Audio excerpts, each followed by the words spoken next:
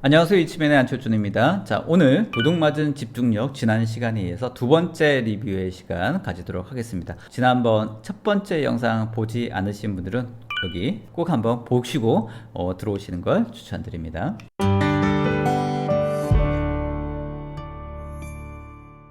자, 요한 하리에 대해서 간단하게 다시 한번 소개를 하겠습니다.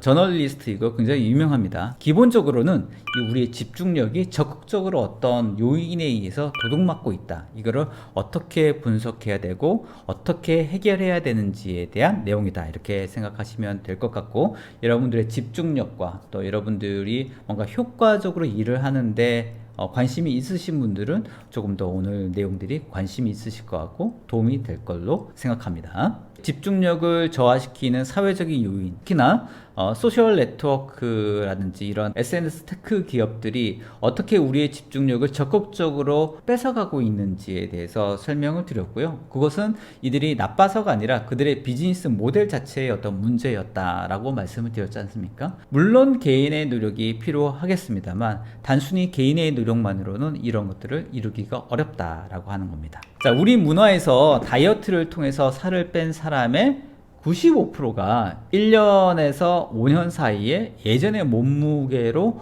돌아간다라는 데이터가 있습니다. 이게 정말 어렵지 않습니까? 자, 왜 그럴까요? 이런 어떤 다이어트의 원인과 위기가 바로 이런 환경에 있다라고 하는 겁니다. 그래서 다이어트 책 수없이 많이 있지 않습니까? 관련된 영상도 많이 있고 교육 프로그램도 많이 있고, 이러한 다이어트가 비만 위기를 절대 해결하지 못한다라고 하는 거죠. 디지털 다이어트, 개인의 어떤 노력만으로는 참 어렵다. 내가 아무리 노력해도 그런 테크 기업들은 천재 같은 천여 명의 엔지니어, 1000명이 더 되겠죠.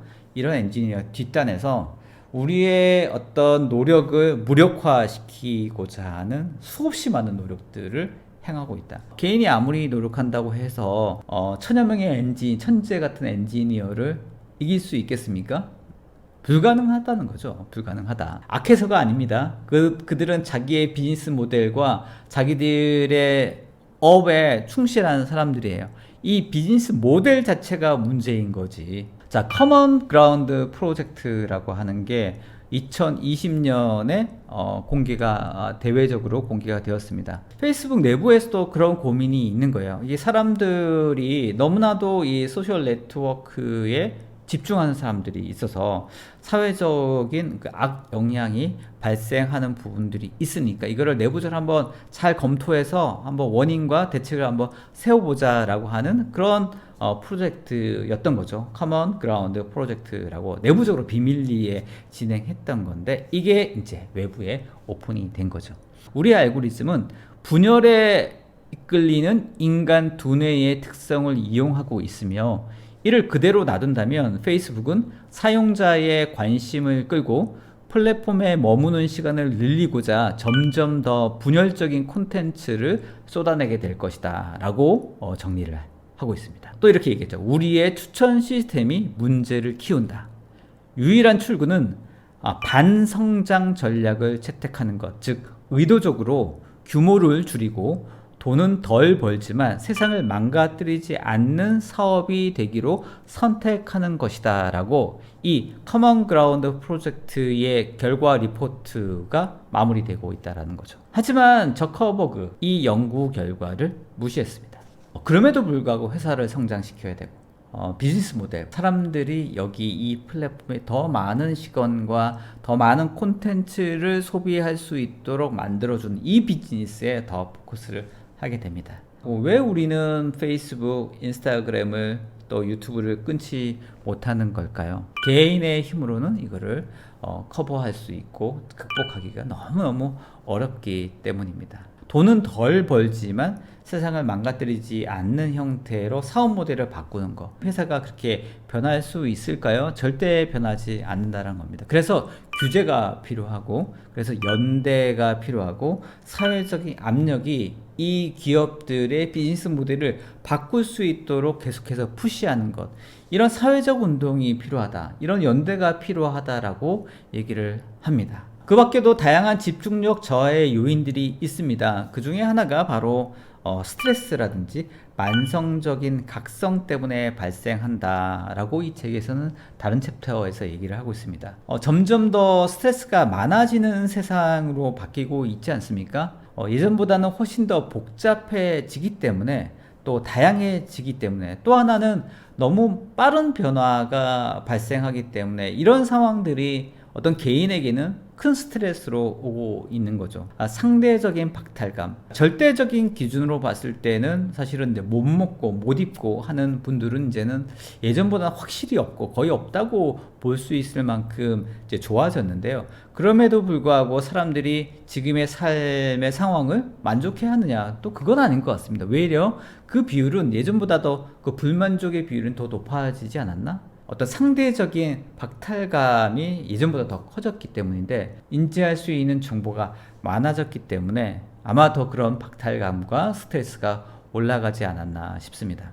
핀란드에서는 기본소득에 관련된 사회적인 실험이 있었습니다. 사람들에게 어떤 기본소득을 제공했을 때 과연 그들의 삶이 어떻게 바뀌는지에 대해서 전체적으로 큰 사회적인 실험을 진행했다고 합니다. 집중력이라고 하는 측면에 봤을 때도 기본소득을 제공한 사람과 또 그렇지 않은 사람과 비교했을 때 집중력이 20에서 30% 정도 올라가더라라고 하는 데이터를 얻을 수 있었다라고 하는 겁니다. 먹고 사는 문제가 굉장히 엄청나게 큰 스트레스 아닙니까? 기본소득이라고 하는 게 나의 삶 자체를 굉장히 풍성하게 만들 수는 없습니다만, 먹고 사는 부분에 대한 어떤 스트레스를 확실히 줄여준다 라고 하는 겁니다. 그걸 통해서 본인의 어떤 가지고 있는 집중력이 많이 올라간다. 이 책에서 어떤 기업의 이야기가 나옵니다. 주 4일 근무를 시켰더니만 그 회사의 어떤 생산성이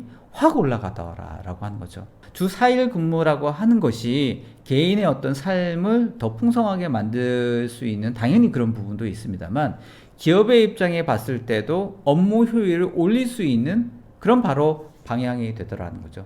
그러니까 근로자의 입장에서 봤을 때는 주 4일 동안 내가 맡았던 일들을 마무리해야 되기 때문에 이 일의 어떤 효과는 그대로 혹은 더 올리기 위해서는 다양한 고민과 다양한 방법들을 고민해야 되는데, 결국은 내 일에 대한 집중력을 올릴 수밖에 없게 만든다라고 하는 거죠. 그래서 어쩌면 주 4일 근무라고 하는 이런 어떤 방향 자체가 우리가 추구하고자 하는 개인의 행복뿐만 아니라 업무의 효율과 집중력의 상승을 위해서도 꽤나 좋은 방향이지 않을까라고 생각은 듭니다. 이 책에서는 그렇게 얘기를 합니다. 그 집중에 관련된 여러 가지 어떤 측면 중에서 데이라이트라고 하는 거예요.